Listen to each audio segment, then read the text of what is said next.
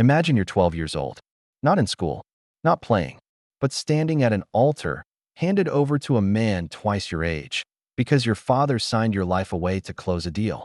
Tonight, a crowd will gather outside your wedding chamber, waiting to confirm that the transaction is complete. And if childbirth doesn't kill you within the year, well, your new husband still might. Welcome to medieval marriage, where the phrase, "till death do us part," wasn't romantic. It was a countdown. So, you think dating today is rough? Try living in an era where your father could auction you off before you knew what marriage even meant. Where your first night as a wife came with spectators. Where pregnancy meant playing Russian roulette with your body.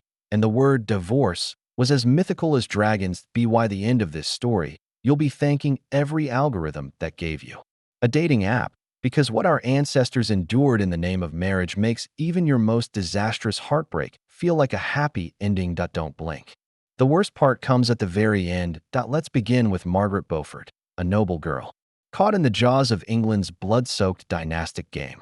Born into power, but never into freedom at the tender age of 6, Margaret was married off to John de la Pole, not for love, not even for convenience, but to secure a piece of land. She never acknowledged the union. In fact, she was too young to understand the ink that sealed her future. But the adults understood perfectly. Her guardians weren't marrying her off. They were cashing in her inheritance. 3 years later, the political tides shifted.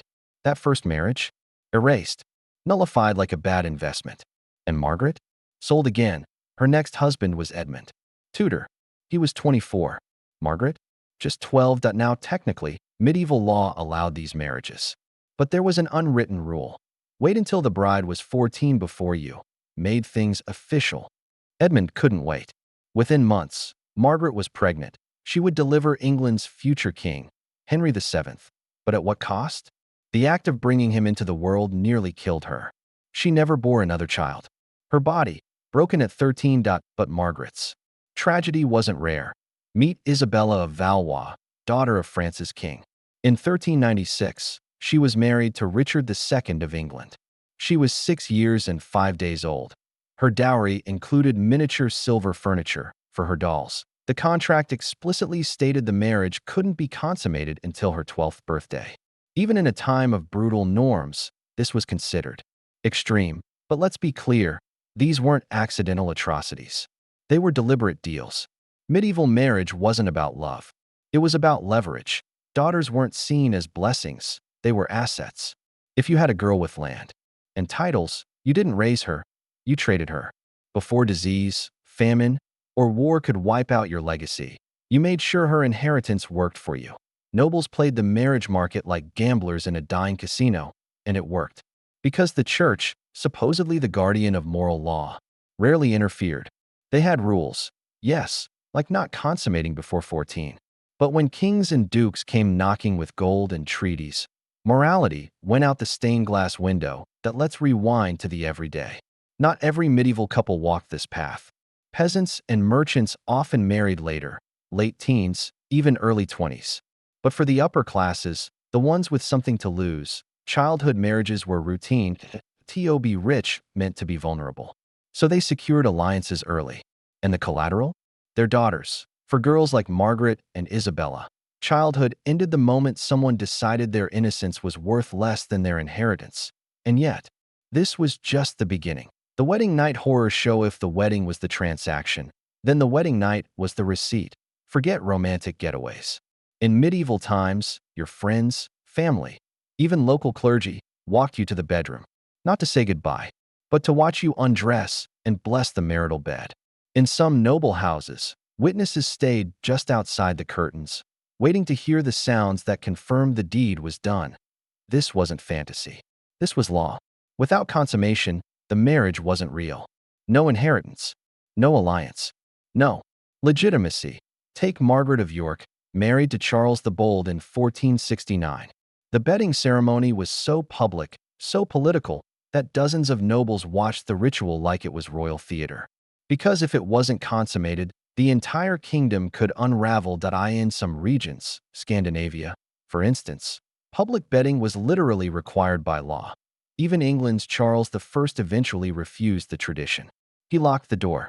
But for most brides before him, privacy was a luxury they never got. For child brides, this night wasn't just humiliating. It was a chilling reminder: playtime was over. Childhood ended not with a birthday, but with a bridal blessing. Even if consummation was delayed, the ceremony itself was a declaration: you are no longer a child. You are now property. A symbol, a pawn, a vessel.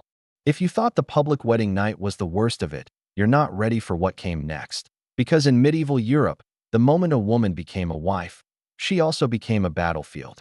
Her body, unready, unequipped, and utterly expendable, was thrust into the most dangerous gamble of all, childbirth, and it wasn't a miracle.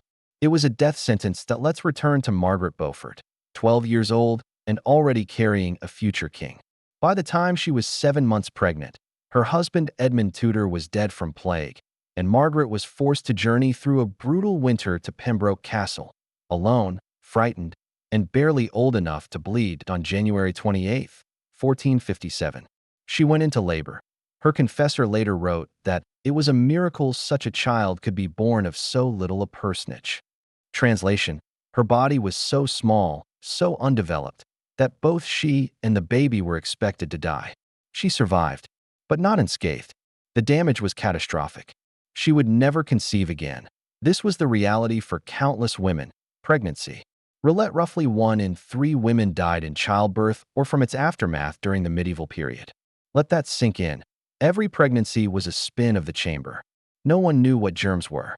Medical tools were crude at best, sadistic at worst. Bloodletting during labor was common. Because nothing says safe delivery like draining more blood from a woman hemorrhaging during birth. Even birthing chairs, supposed to ease labor, often turned the process into torture, forcing speed over safety, and wealth offered no sanctuary. Isabella of Aragon, a noblewoman with access to the best care available, died at 18 after days of agonizing labor. Her doctors prayed, burned herbs, whispered Latin incantations. She screamed, then bled to death. Elite women were expected to produce heir after heir until menopause or mortality arrived. No exceptions. Take Eleanor of Aquitaine. 10 pregnancies, each one a cliff's edge. For many, the demand was worse. 15 pregnancies wasn't unheard of. That a woman's worth was measured by her womb and what it could deliver, and if she failed, she wasn't just shamed. She was blamed. Even though today we know male infertility causes nearly half of reproductive issues, medieval science had no such insight. The woman was always at fault. And if she managed to survive childbirth multiple times, congratulations. Her reward: a lifetime of agony, torn muscles, prolapsed organs, chronic pain, incontinence. Some could no longer walk. Others suffered silent, internal injuries that ruined them for life. And yet, if she thought her body had been brutalized, she hadn't met the law. Because marriage in the medieval world didn't just put a woman's health at risk. It placed her entire existence in someone else's hands. Your husband, your executioner. Let's be clear. In the Middle Ages, your husband wasn't just your partner, he was your legal overlord. Under the doctrine of reasonable chastisement, men could beat their wives, and reasonable was a moving target. There are records of courts ruling that a man could legally strike his wife with a stick, as long as it wasn't thicker than his thumb. Sound familiar? That's where we get the phrase rule of thumb. But some husbands didn't stop at beatings. Let's talk about Henry VIII, the ultimate symbol of how medieval law turned marriage into a death sentence. When his wives failed to give him sons, he didn't just divorce them. He executed them. And Bullen, beheaded for treason, adultery, and incest. The evidence? Paper thin. But it didn't matter. Because in the eyes of the law, a queen's infidelity was treason, a threat to royal bloodlines. Her trial was a farce. The sentence was real. On May 19, 1536, her head hit the block. Catherine Howard? Same fate. Possibly 19 years old when she died. But here's the most chilling part. Henry wasn't breaking the law. He was using it as intended. And this wasn't limited to kings. Eleanor Cobham, Duchess of Gloucester, was tortured and imprisoned for being politically inconvenient. Her own husband allowed it. Women couldn't own property, couldn't sign contracts, couldn't even testify in court without their husband's consent. They weren't just second-class citizens. They were property. If a man wanted to lock his wife in a tower for the rest of her life, perfectly legal. If he wanted her gone entirely, there was always a convenient accusation: witchcraft, adultery, treason. The courts didn't ask many questions. The dowry, your family's final gamble. If you thought love was the foundation of marriage, think again. Medieval marriage was a business deal, and the bride was both product and payment. Enter the dowry, a gift from the bride's family to the groom's. But it wasn't modest. It was ransom. Some dowries were the equivalent of $500,000 today. Isabella d'Este's dowry was negotiated over 3 years. Not a wedding, a merger. It included cash, land, jewels, and political favors that would take generations to fulfill. And here's the kicker. Once married, everything she brought, including her dowry, belonged to the husband.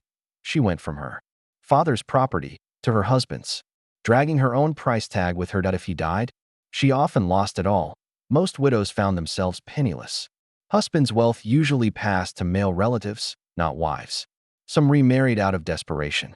Others joined convents, not from piety, but starvation. The last breath of a marriage. And if, somehow, she survived all this, she wouldn't survive long. Most medieval marriages lasted 15 to 20 years. Not because of divorce, because one spouse died. War, plague, childbirth, famine, death circled every marriage bed. The Black Death alone wiped out 1/3 of Europe. Entire betrothals dissolved before the wedding feast. Marriage was treated like war prep. Contingency plans were built into contracts. If husband dies, marry cousin. If wife dies, marry sister. Repeat. And yet, people kept marrying, kept arranging alliances, kept risking death for a fleeting chance at security. Because in the medieval world, even a terrible marriage was safer than facing the world alone. When they said, "Till death do us part," they weren't being romantic. They were being realistic. So, next time you're swiping on a dating app or ghosting a Tinder match, just remember, you're not negotiating a dowry. You're not expected to survive 15 childbirths. And your father probably isn't planning to sell you for land rights. Modern love might be messy, but medieval love? It was deadly. If this tale gave you chills, or maybe a newfound gratitude for your worst breakup, share it, because sometimes the best way to appreciate what you have is to remember what others never had the chance to survive.